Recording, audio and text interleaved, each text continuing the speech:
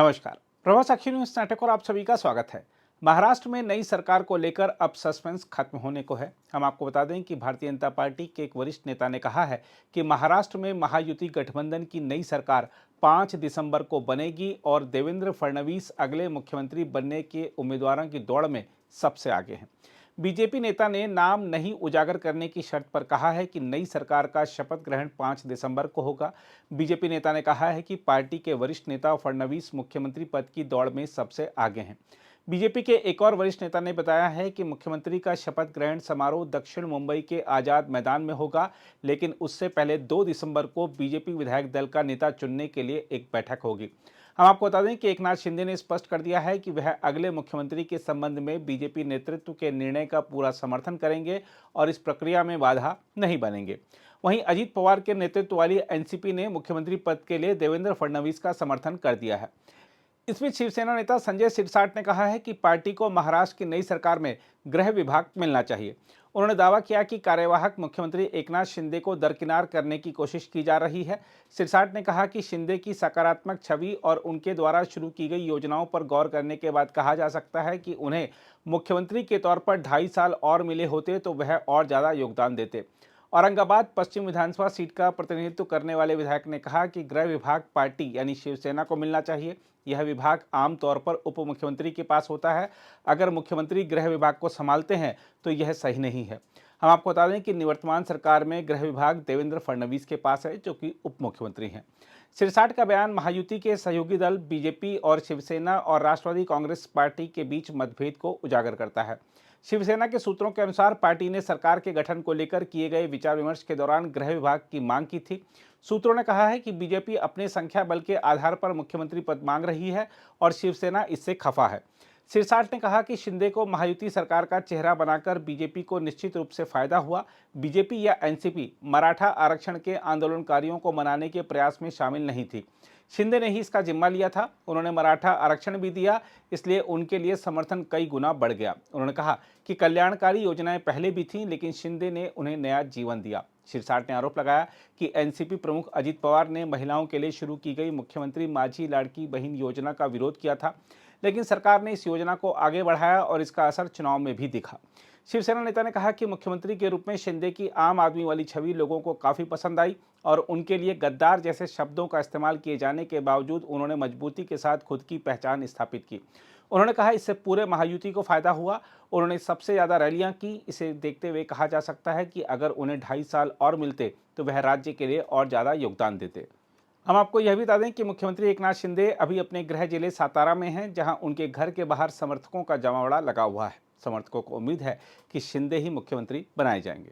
साहेबांनी जे 2.5 वर्षामध्ये जे केलेलं काम आहे त्याचा सत्कार करण्यासाठी आम्ही कोल्हापूर जिल्ह्याहून आलोय। मी पेठ वडगावचा शहर प्रमुख आहे अक्षय मदने म्हणून।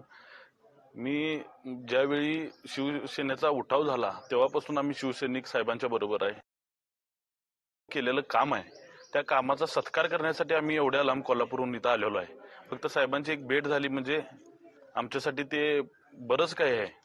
मुख्यमंत्री कोण होणार याच्यापेक्षा साहेबांच्याकडे जे शिवसेना मुख्य नेतेपद जे आहे हे महाराष्ट्रातले सगळ्यात मोठे जे शिवसैनिक म्हणून साहेबांच्याकडे जे पद आहे तेच आमच्यासाठी जे लाडका भाऊ जे आता मिळालेले आहे हेच आमच्यासाठी खूप मोठे पद आहे। एक शिवसैनिक म्हणून जे सर्वसामान्य लोकांचे जे शिवसैनिकांवर होणारा अन्याय किंवा लोकांचे जे प्रश्न आहेत गोरगरिबांचे, प्रौढांचे, महिलांचे हे साहेब जे सोडवतात एक शिवसेना मुख्य नेते म्हणून किंवा एक लाडका भाऊ म्हणून हेच पद खूप मोठे पद आहे, जनतेने दिलेलं पद आहे। मुख्यमंत्री व्हावं तुमची भावना आहे? मुख्यमंत्री व्हावं हे सर्व शिवसैनिकांची भावना आहे, पण आता जो साहेब आदेश देतील त्या पद्धतीने आम्ही सर्व शिवसैनिक काम करू। यहाँ पे शिंदे से मिलने आए हैं, क्या भावना है? हम कोल्हापुर जिले से आए हैं, पेठ वडगांव शहर करके उसका शहर अध्यक्ष हूँ मैं अक्षय मदने।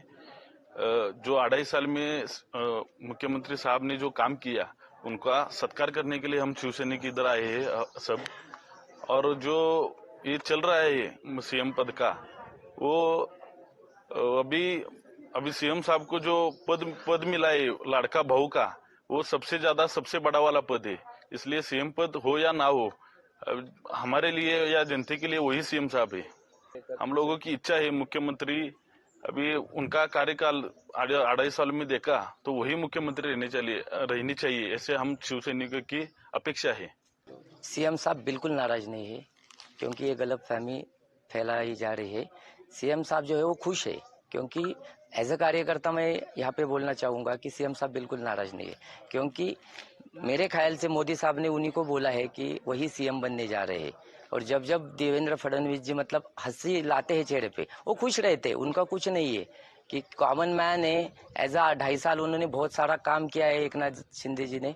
तो एज अ अभी जो आने वाले इलेक्शन है महानगर पालिका के, स्थानिक स्वराज्य संस्था के, तो मेरे ख्याल से वो शिंदे साहब का चेहरे पे पक्का जीत आपको जाएंगे। अभी भी उम्मीद है कि आपको लगता है कि उम्मीद नहीं, मुख्यमंत्री- मुझे पक्का भरोसा है कि शिंदे साहब ही जब वानखेड़े स्टेडियम या जहाँ भी वो शपथ विधि होगा, वहाँ पे आपको यही नाम सुनाई देगा कि मैं एकनाथ संभाजी शिंदे एज ए मुख्यमंत्री शपथ लेता हूँ, यही आपको सुनाई देगा। यहाँ पे आप मिलने आए हैं उनसे? हाँ, मिलने आए हो। क्या आपको क्या कहना है आपको? जब जब साहब दरेगांव में आते हैं तब तब हम उनको मिलने के लिए यहाँ आते हैं। हमारी उनके प्रति मतलब शिवसेना का आत्मा है अभी वो, क्योंकि छोटे मोटे कोई ऐसा उनके यहाँ नहीं है, सबको संभाल के लेते, सबसे मिलते, कोई भी आने दो, छोटा बड़ा कुछ नहीं इनके पास। पहले कैसा था, कोई आया तो उसको परख के आरख के लेते थे, वैसे नहीं है। शिंदे साहब से कोई भी मिल सकता है, कभी भी मिल सकता है, और चाहे जो काम रहेगा वो किसान के बेटे तो किसान की जिम्मेदारी बखुद भी समझते हैं। मतलब अगर आप भी लेना चाहते हैं देश दुनिया की तमाम जानकारी तो आज ही सब्सक्राइब करें हमारे चैनल को। साथ ही नीचे दिए बेल आइकन को जरूर दबाएं ताकि हर अपडेट आप तक पहुंच सके।